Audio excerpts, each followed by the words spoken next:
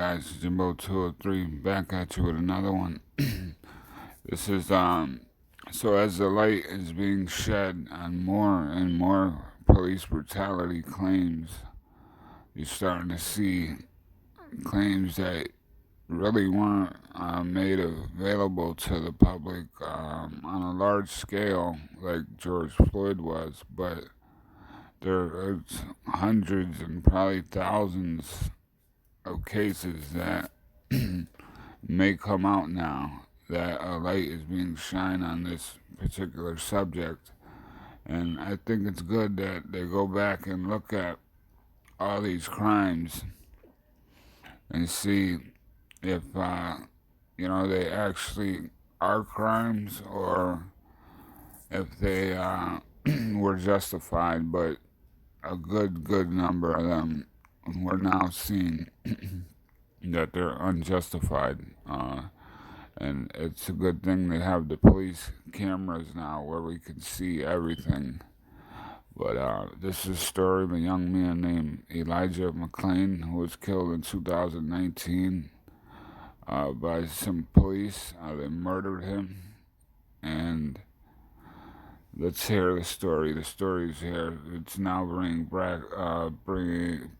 being brought back up as all this is going on, and the details are pretty crazy. Listen to the story. They drugged him, they choked him. I don't know how charges ain't being filed in this, but they cover it up by saying the young man tried to reach for their gun, had his hand on their gun or something, and there's no fingerprints on the gun to suggest that he did. So it just seems like another attempt to cover up their bad actions and their murderous ways. But tell me what you think. Here's the video here. CBS this morning, pressure is mounting for a new investigation into the death of a man after an encounter with police in Colorado last August.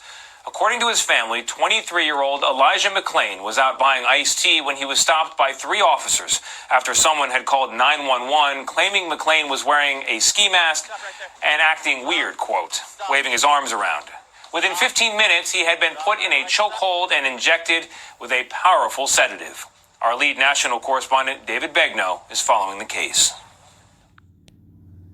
This is a pretty powerful video, too, because this all started because he was wearing a mask, supposedly.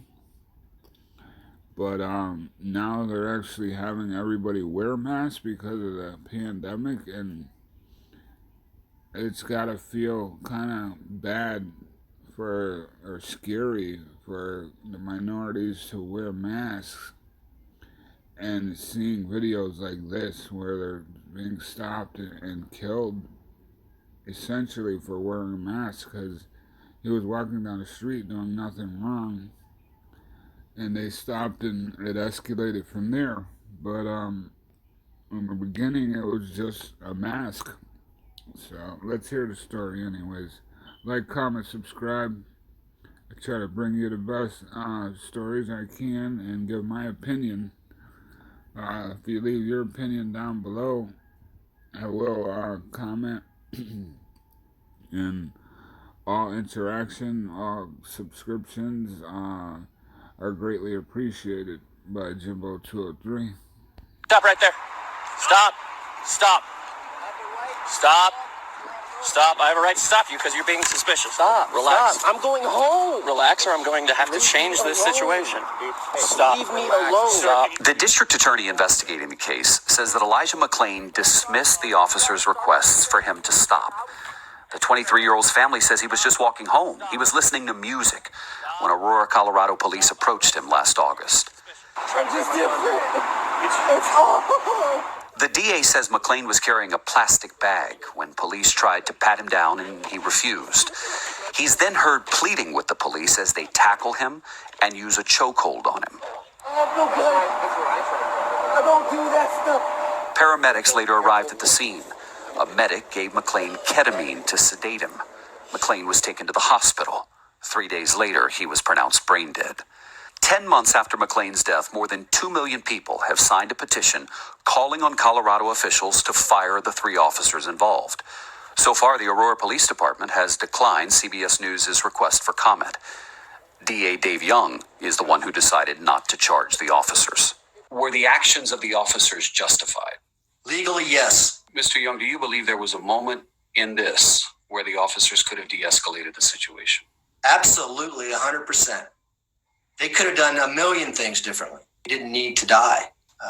And the fact that he died does not warrant the basis for criminal charges. In the body camera video, cops are heard saying that Mcclain tried to take one of their guns. He went for his gun. Mari Newman represents Mcclain's family.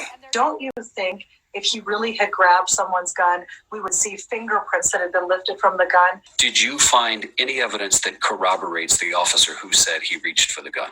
I had no evidence to contradict that. Shanine Mcclain is Elijah's mother. They murdered him.